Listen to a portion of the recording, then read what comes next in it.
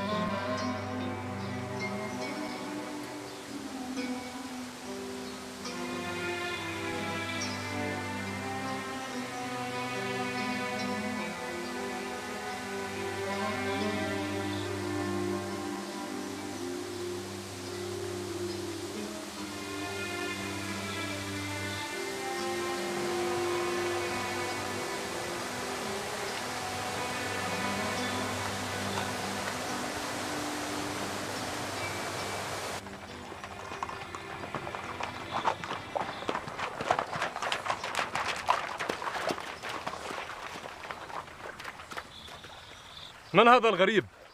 وماذا يفعل هنا؟ اذهبوا والتفوا حوله. هيا بسرعة.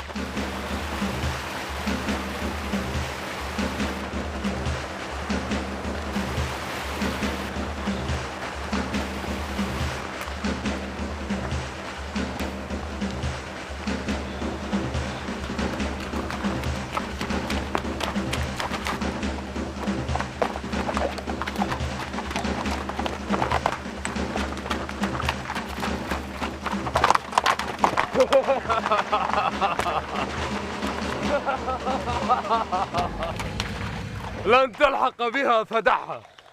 لما فعلتم؟ لنزولك هنا، فهذا ماء هذيل. لست إلا عابر سبيل شرب وسق حصانه. أيمنع ماء عن عطشان؟ بلى، إن كان غريبا فمن تكون؟ أنا الحجاج بن يوسف الثقفي. ويحك، أتضيف إلى سوء فعلك سوء هذا الانتساب؟ والله لن ألقى ثقفيا إلا وبيننا السيف، ولن أرتد عنك إلا وأنا قاتلك. إني أعزل ولا أحمل سلاحا إلا إن كنت تقتل أعزل. ما صنعتك إن كانت لك صنعة؟ أعلم القرآن. أنت معلم الصبيان في الطائف. أنا هو. وإلى أين كان مقصدك؟ إلى مكة، لكني أرجع عنه. فيما يذهب معلم الصبيان من ثقيف إلى مكة ليسمعوا ما يقال فيها عن ثقيف؟ وما يقال؟ أما بلغك قول أمير المؤمنين عبد الله بن الزبير فيكم حين وصفكم بقصار الخدود، لئام الجدود، سود الجلاد، بقية ثمود؟ هذا ما يقال عنا في مكة. أحقا أنكم بقية ثمود البائدة، وأن جدكم كان عبدا هرب من سيده، وأنه كان عشارا ودليلا لأبرهة الأشرم والأحباش إذ قدموا لهدم الكعبة، لكنه مات في الطريق.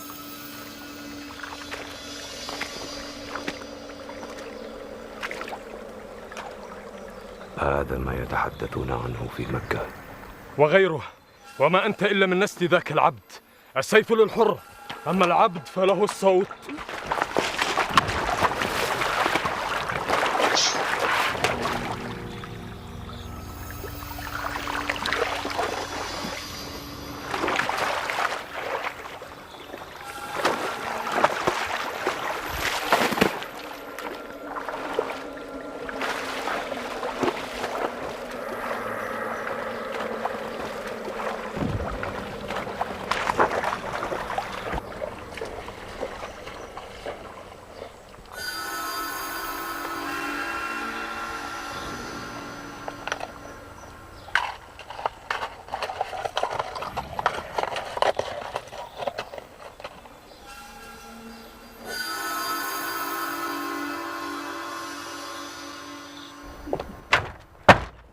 حجاج؟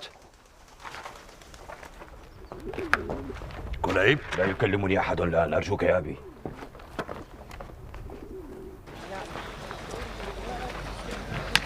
ألا يعلم أمير المؤمنين ابن الزبير بالأمر؟ أمر هين لا ضرورة أن يبلغ. أبعث بجند معك يسترجعون لك حقك. ليس حقي في استرجاع فرسي يا ابن صفوان، بل بعقاب من اشترأ على مائنا ثم سرق فرسي. لا عليك، اذهبوا الآن.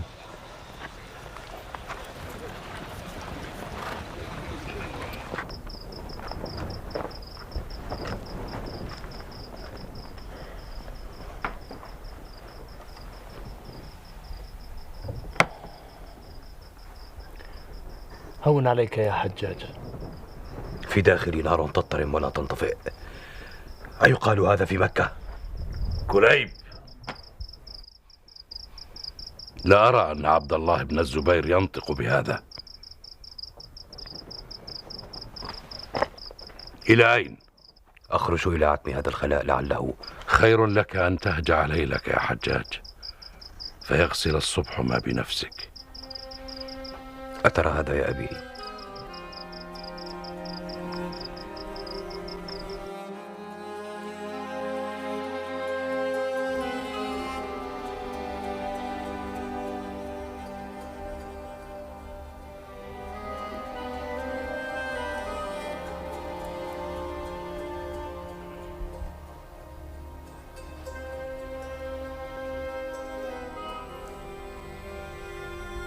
ألم تهجعي؟ أطلت وقوفك في عتم هذا الليل فانتظرت دخولك.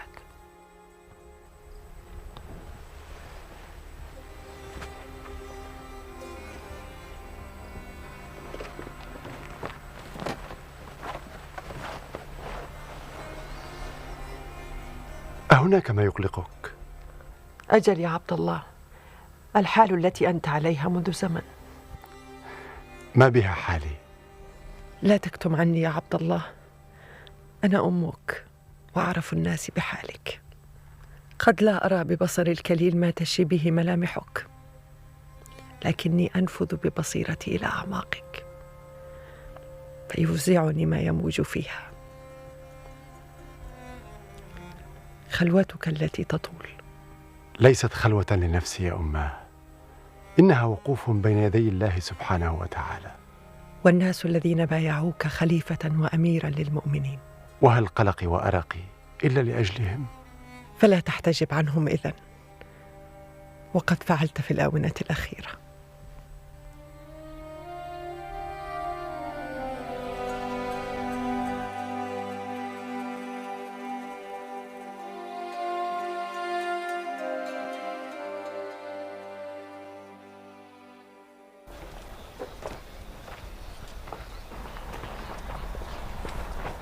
خذ يا أحسان، اقرأ على أخوانك سورة فاطر، ثم أشرح وأفسر لكم ما استغلق عليكم منها.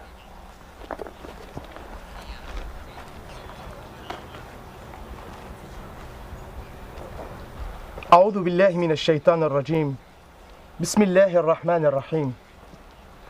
الحمد لله فاطر السماوات والأرض، جاعل الملائكة رسلا أولي أجنحة، مثنى وثلاث ورباع، يزيد في الخلق ما يشاء، إن الله على كل شيء قدير.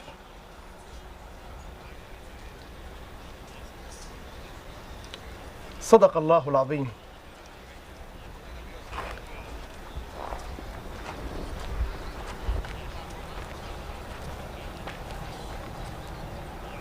ما بك أيها المعلم؟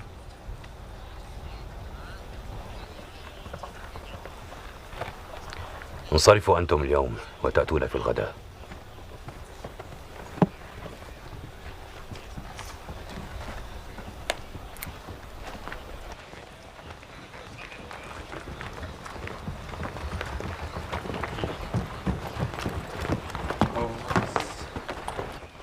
يا حجاج، يا ابن يوسف، أيها الثقفي، اخرج إلينا.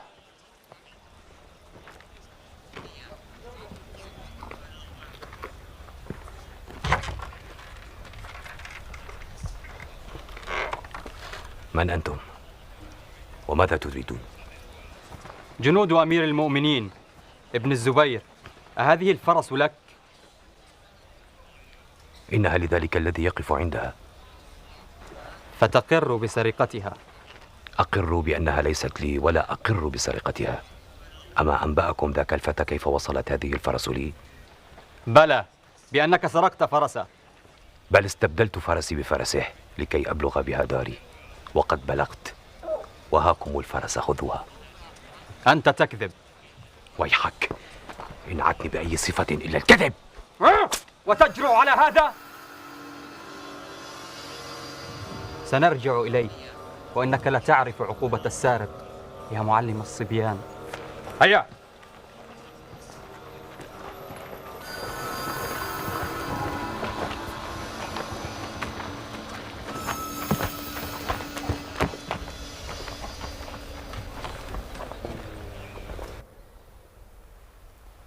يا ابن صفوان، تشغلنا شؤون كثيرة فتحدثني بصغائر الأمور هذه؟ أي وزن لنزاع بين فتية من ذهل ومعلم الصبيان من ثقيف فيما نحن فيه؟ هذا الأمر قد استدعى للخاطر ما هو أقوى منه يا أمير المؤمنين. وما ذاك؟ إنك لا تجد في ثقيف نفرا واحدا في جندك، ولا رجلا في مجلسك، ولا من يصطف وراءك منهم. هم قد انعزلوا في الطائف، فلا وقع في نفوسهم لكل ما يجري. قبلت منهم هذا إن لم يصطفوا مع أعدائنا. إني لا آمن لهم. أما قال رسول الله صلى الله عليه وسلم: يخرج من ثقيف كذاب ومبير. يا ابن صفوان، خلي عنك هذا، فإن صح ظني فإن الكذاب هو المختار الثقفي وقد عرفناه، وأخي مصعب في العراق كفيل به، فدع عنك أمر معلم الصبيان هذا، فلا شأن له يشغلنا به. هل بلغكم جديد من أنباء العراق؟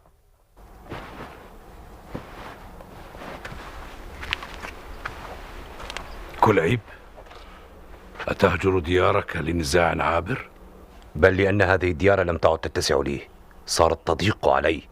وتعليم الصبيان، أنت محب له. كنت، إنما في النفس الآن غضب وسخط وحقد، وهذا لا يستقيم لهذا. تعليم القرآن يوجب صفوا في النفس، وقد اعتكرت نفسي وخلطها ما لست آمنا منه عليها ولا على غيرها منه، فأبتعد. إلى أين؟ أما هذا فأدعه إلى أن أبلغه فيأتيكم نبأه.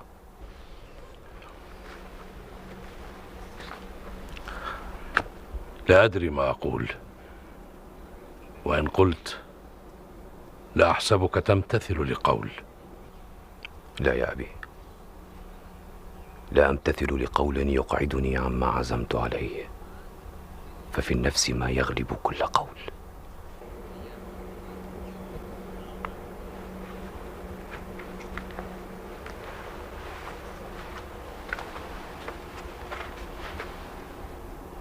سأذهب لحين.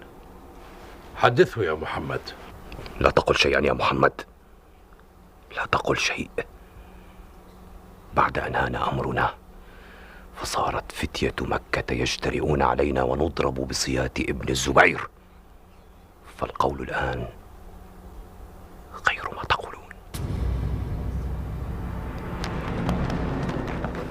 هيا اتبعوني.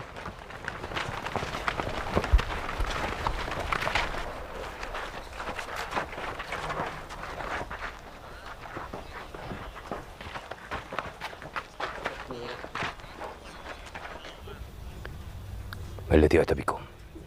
ما سمعناه. فما سمعتم؟ أنك تهجرنا.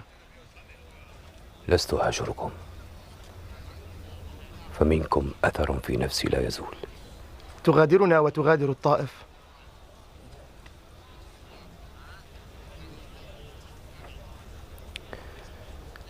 كأني أنتزع جزءا من نفسي. فابق إذن. أما كنت شديدا وقاسيا عليكم؟ بلى.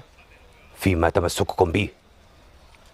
ألا يكون الأب قاسيا شديدا على أبنائه لتقويمهم وتنشئتهم وما فيه صلاحهم، ويحبهم ويحبونه، فابق فينا تعلمنا. تجدون خيرا مني، أما أنا فليست لي طاقة على البقاء. فإلى أين؟ أخرج للبحث عن نفسي حتى أجدها. إنها هنا. لا، لقد فرقتني إلى حيث لا أدري، وأني ساع وراءها. هيا هيا ابتعدوا وعودوا إلى ما كنتم فيه. هيا هيا. لا نودعك، بل انصرفوا. لقد ألقيتم في نفسي ثقلا شد علي من كل ما مر بي. لا أطيق وداعكم. هيا انصرفوا.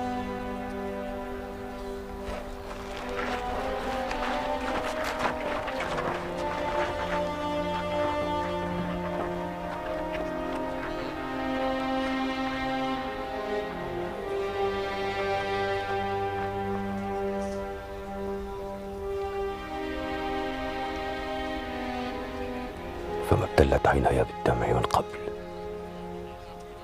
ولن تبتل بعدها. أعد ما قلت يا ابن صفوان. هذا ما جاءت به الأخبار من الشام يا أمير المؤمنين، ذكرته لك كما سمعته. ما جاء من الشام من قبل ما يسر، فأعد هذا. هو ما وقع بين عبد الملك بن مروان وعمرو بن سعيد بن العاص. تبت يدا كل جبار عنيد. الشام كلها تضطرب لهذا يا مولاي.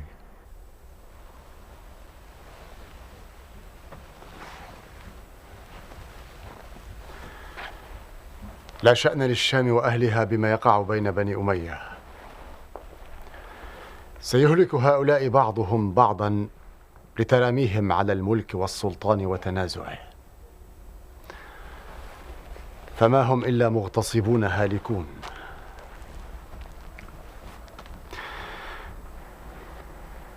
إنما قل لي، كيف حدث الأمر؟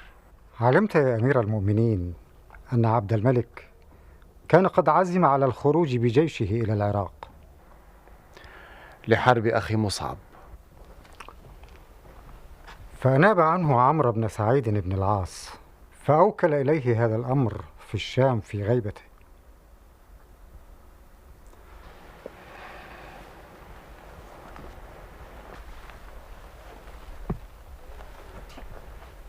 وددت لو أنه مضى وما رجع بإذن الله من غيبته تلك. لكنه لم يمض يا أمير المؤمنين، فما كاد يخرج بجيشه من دمشق حتى لحقت به عيونه تخبره بأن عمرو بن سعيد بن العاص قد انقلب عليه وأثار فتنة لانتزاع الخلافة والاستيلاء على الحكم. أكاد أقول ليته فعل، لكني لا أدري أيهما أكثر سوءا من صاحبه. هو لو تمهل قليلا على عبد الملك لتمكن منه، لكن عبد الملك ارتد بجيشه إلى الشام وقضى على فتنة عمرو وقبض عليه وقتله. ابن مروان يتشهى سفك الدماء. لا يا أمير المؤمنين، تشفعت له قرابته وأركان البيت المرواني. دكت أركان ذلك البيت، فكتب له أمانا على حياته وأطلقه على أن لا يراه. لا عهد لابن مروان ولا أمان. هذا ما كان يا أمير المؤمنين، إنما بقي جمر الفتنة يخبو ويتقد. وستظل إلى أن تحرق بني مروان بشرور أفعالهم. ما يهمنا من هذا الأمر كله أن ابن مروان رجع عن العراق. لحين يا أمير المؤمنين، لحين، فهو لن يرجع عن أمر كان قد عزم عليه. حجاج، حسبتك رحلت. أقعدني لقاء الصبية الذين أعلمهم. ومتى كنت تكترث للصبية؟ ربما ساعة المفارقة والرحيل يتشبثون فيه رغم قسوتي وتشددي عليهم.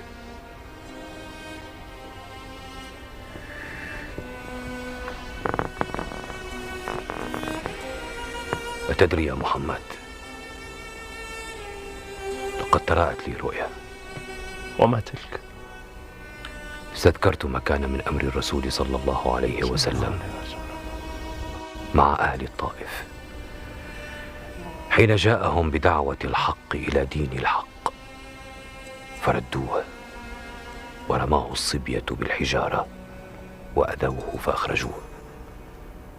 وها أنا أعلم الصبية القرآن الذي أنزل على الرسول صلى الله عليه وسلم، وأتشدد عليهم في حفظ محكم آياته وفهم معانيه، وأقسو عليهم فيتمسكون بي.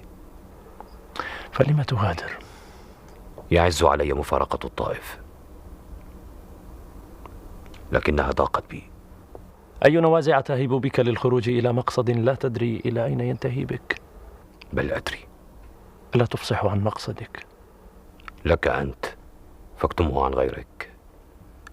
سأقصد حاضرة الخلافة الأموية لأكون في جند الخليفة عبد الملك بن مروان.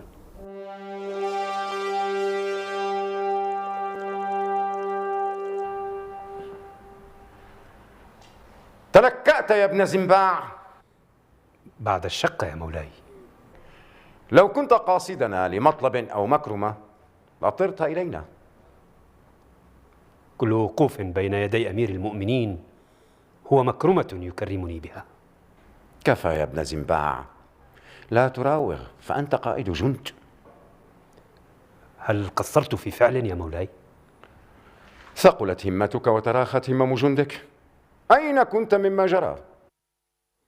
كنا عيونا مفتوحة وقبضات تشد على السيوف في انتظار أمر مولانا، لكن رأفة مولانا سبقت. أجل، ولا أريد أن أسمع ما حدث فقد شهدته بعيني، ولا أن تصل الأمور حدا يستوجب العقاب، بل أن تلجم الفتن بالردع. فانشر رجالك بين الناس بهذا.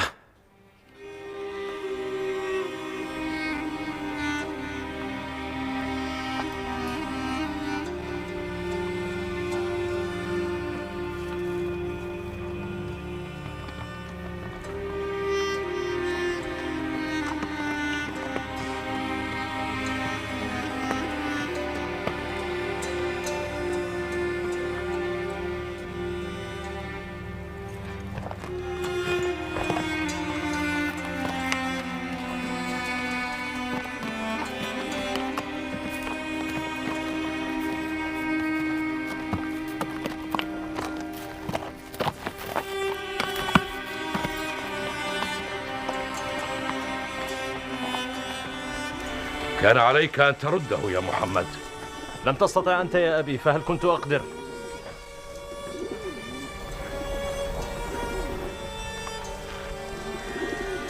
لا أدري إلى أين تقوده نوازع نفسه وإلى أين تبلغ به.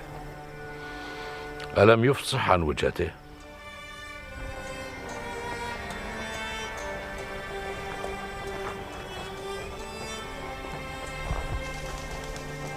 ما بك؟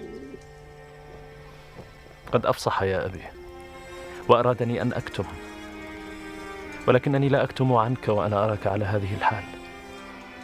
إلى أين؟ سيقصد الشام. الشام؟ وفيها فتنة تضطرب؟ ليست فتنة يا أبي، فما سمعنا إلا عن تناحر بين أبناء العمومة من الأمويين على السلطان. وماذا تسمي مثل هذا؟ قد انتهى الأمر واستقر. مثل هذا لا ينتهي يا محمد، بل يحرق موضعا وينتقل إلى موضع، ويظل بين أهل الحكم. فماذا يفعل ثقافي غريب من الحجاز في الشام؟ قل لي.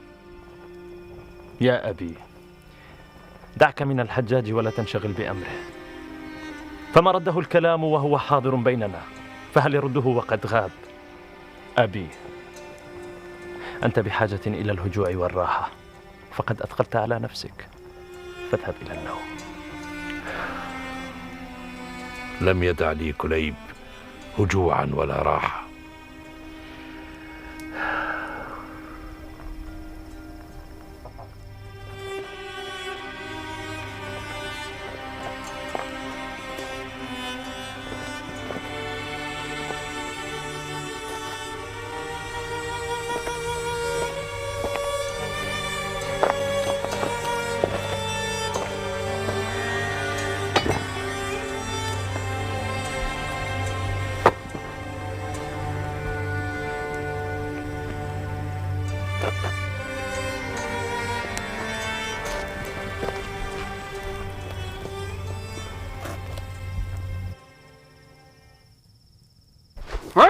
وتجرؤ على هذا؟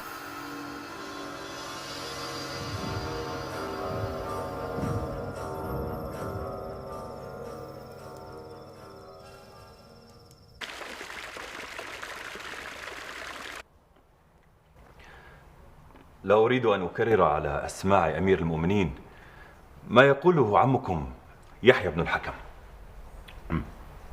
وماذا يقول؟ أن تقنع يا مولاي بما كتب الله لك عز وجل، وتترك الزبير وعراقه. يا خالد، أنا أستشير عمي يحيى لكبر سنه، ولكني أخالفه رأيه ومشورته، فماذا تقول أنت؟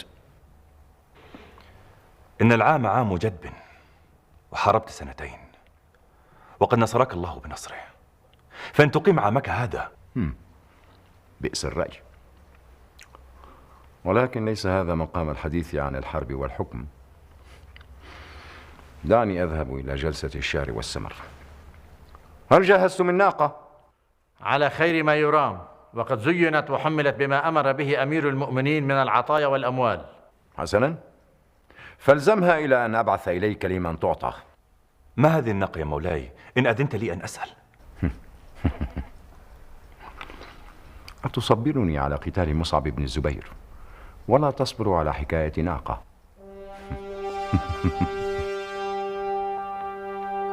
لا تدخلوا بيتا على أهله، إنما كونوا يقظين في الأسواق وفي الطرقات، وعيونا مفتوحة على الغرباء. أي غريب تلقونه أريده أن يمثل أمامي أتحقق من أمره، خاصة إن كان قدومه من الحجاز أو العراق. قد وعد أمير المؤمنين ذوي الهمم وتوعد المتخاذلين. انصرفوا إلى ما أمرتم له. هيا.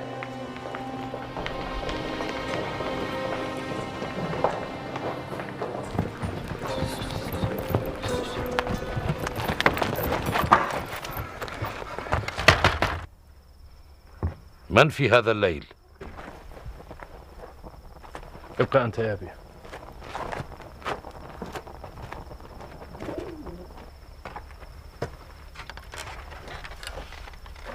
من أنت؟ وماذا تريد؟ وتجرؤ على هذا؟ سنرجع إليك.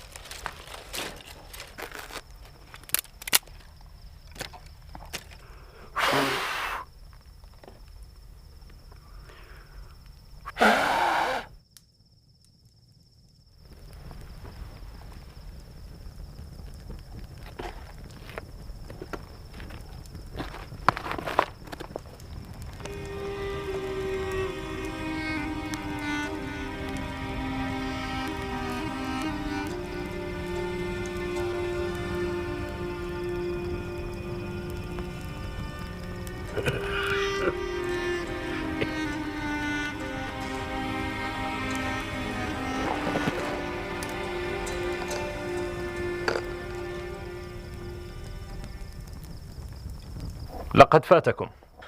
إلى أين ذهب؟ وما يدريني.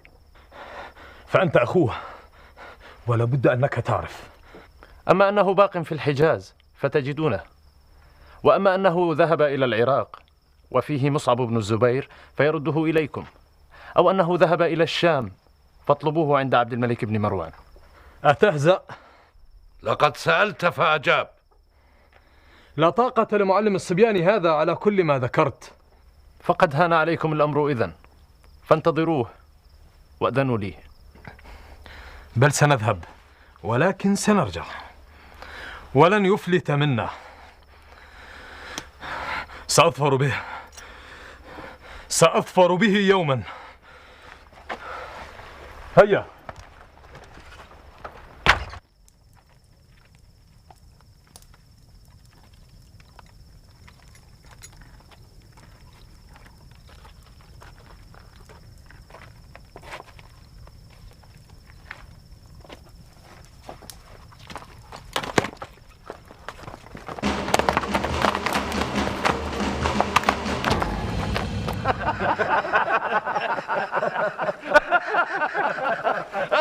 والآن قل لي يا عمرو بن أبي ربيعة، ماذا يا مولاي؟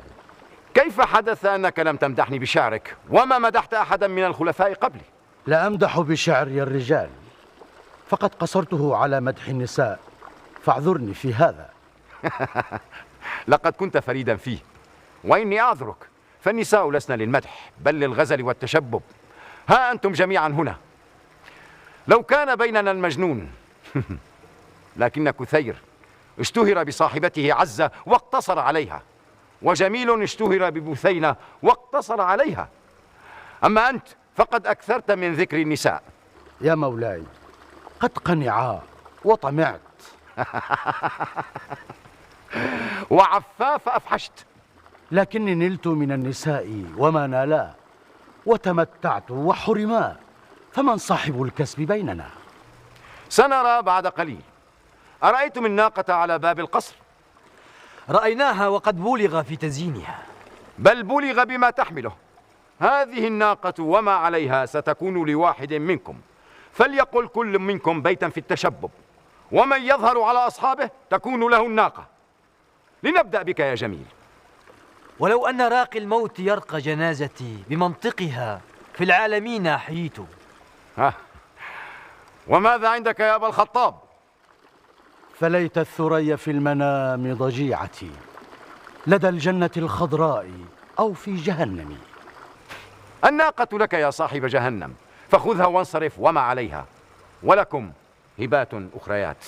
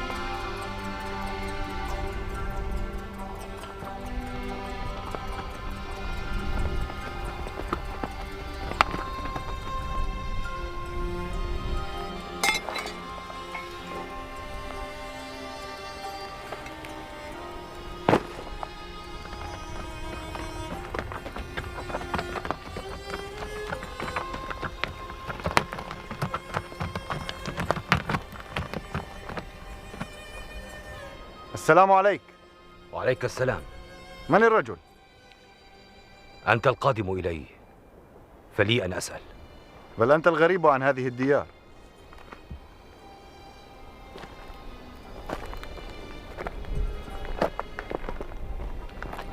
أتسمي هذه ديارا؟ قد عمرت بوجود أنس فيها. ألا تترجل؟ فلا طاقة لي على مخاطبة من يعلوه عني ظهر حصانه.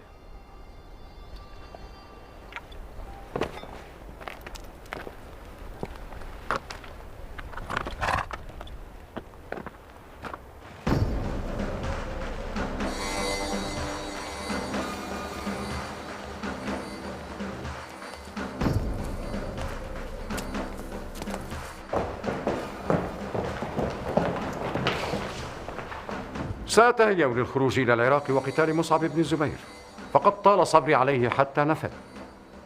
سأخرج الزبيريين من سواد العراق، وإذا لم يجنبني مصعب القتال لو سيل في العراق دماء لا يغسلها النهران. أرى أن تقيم يا أمير المؤمنين وتبعث بعض أهلك وتمده بالجند، فإن أعظم ما نخشاه أن تصاب بسوء. هذا أمر لا ينهض به إلا ذووه.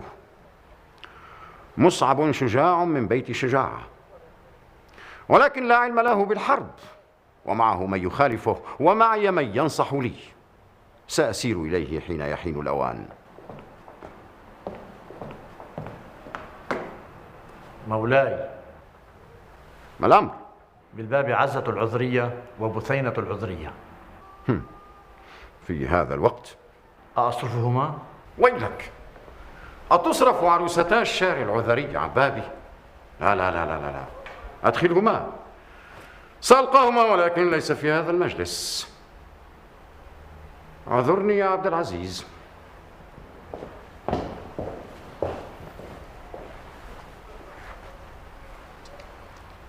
كيف يرق ويلين ومتى، وكيف يشتد ويقسو ومتى. الشام؟ أو تظن أن ساقيك هاتين ستبلغان بك ديار الشام؟ قد تنقصف تحتي، أدرك هذا، ولكني لا أرجع عن عزم. فأين ركوبتك؟ سرقت مني. يسرق فرس من تحت فارسها. لست فارسا. ألا ترى أنني بغير سلاح؟ إن كنت طامعا أنت أيضا فليس معي غير هذا الخرج، فخذه ودعني. لا لا لا، لست طامعا، ثم لا أرى فيك ما يطمع به. رجل تسرق فرسه وهو ذاهل عنها. ما صنعتك إن كانت لك صنعة؟ معلم الصبيان. وماذا تعلمهم؟ ويحك، ماذا يعلم للصبيان غير القرآن؟ بورك فيه من علم وبورك من يعلمه. اسمع يا هذا، ماذا لو تقايدني؟ أقايد ماذا بماذا؟ فأنت ليس لديك غير هذا الخرج والسرج. هذا الحصان الفائض عن حاجتك. بماذا؟ لا، لست أقايض ولا أبيع الحصان. لست أقايض. ليس معي ما أبتع به ولا أبيعها. فاذهب عني إذن، فلي مقصد لا أريد أن أتأخر عنه. فماذا لو ابتعدت أنت على صهوة هذا الحصان؟ ماذا؟ أهبك إياه فتكمل بها طريقك إلى مقصدك. لما تهبني وما تعرفني؟ أتوسم فيك أمرا وإن كنت لا أتبينه. أما فيما سلف من أمرك، إن كنت كما ذكرت تعلم القرآن الكريم للصبيان، فإني أهبك إياها لهذه المكرمة. أقبل هبتك، وقد صدقت فيما قلت. سيكون لي شأن فيما بعد، وإن لقيتك سأكافئك على صنيعك هذا. أترجم بالغيب؟ بل يتبدى لي ذلك الغيب جليا. إذن فامضي إلى غايتك على صهوة هذا الحصان.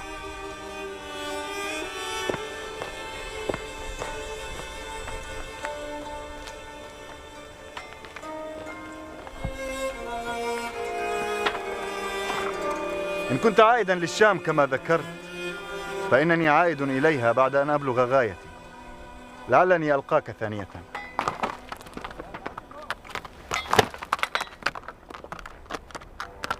اسمع، لم تخبرني من أنت. إلى أن نلتقي.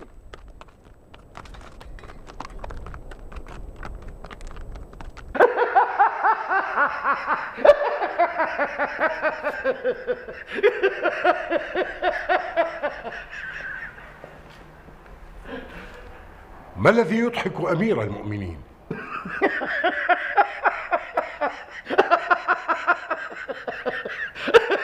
سألت بثينة صاحبة جميل وقلت لها: ما الذي وجد فيك جميل ليحبك كل هذا الحب؟ فأجابت: وما الذي وجد فيك المسلمون فجعلوك خليفتهم؟ يا أمير المؤمنين، أحقا تحسبني أريد جوابا لهذا السؤال؟ لنعد إلى ما كنا فيه. الأمر أمر العراق، وفيه مصعب بن الزبير. لا أريد رأيا يقعدني عما عزمت عليه أو يوهن من عزيمتي.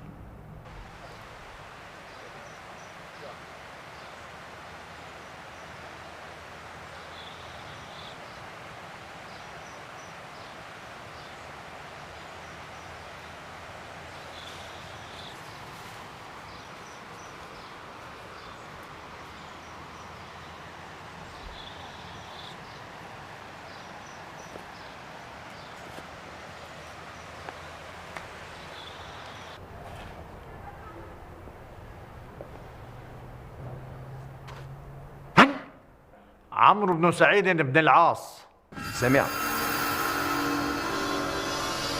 ولا أريد أن تكرر هذا الاسم.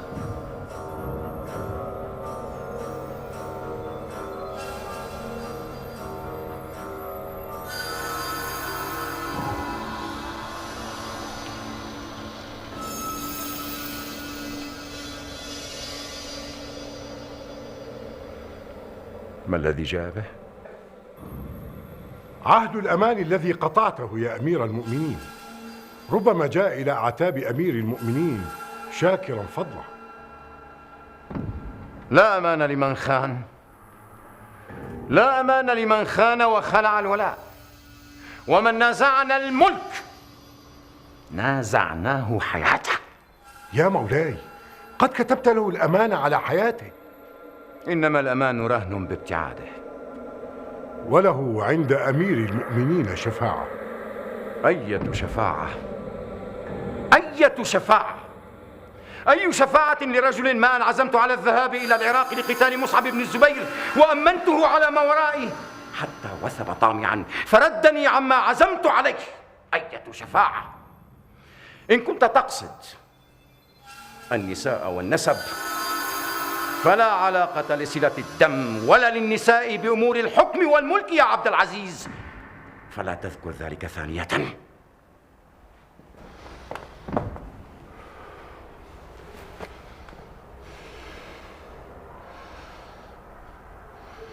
أما وقد كتبنا له عهدا بالأمان، دعه يدخل.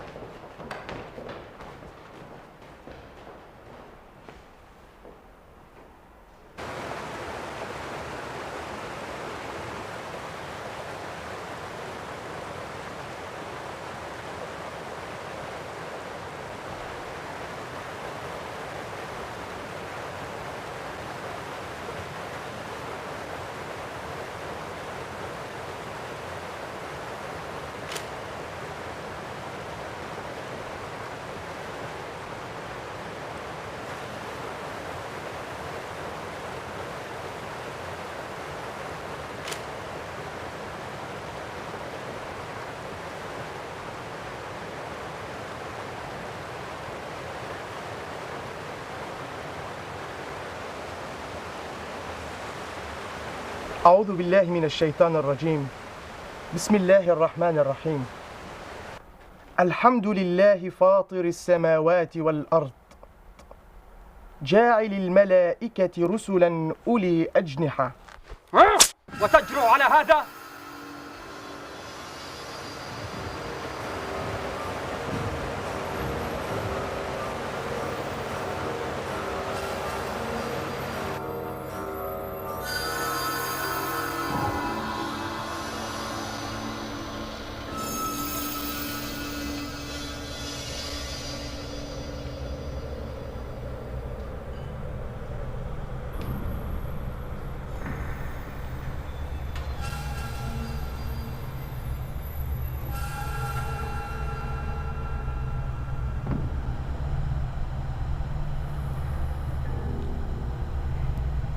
لما جئتني يا ابن العاص؟ هل جئت تذكرني بذنبك وقد جاهدتك ينساه، وتجرؤ على الدخول إلى مجلسي متمنطقا بسيفك؟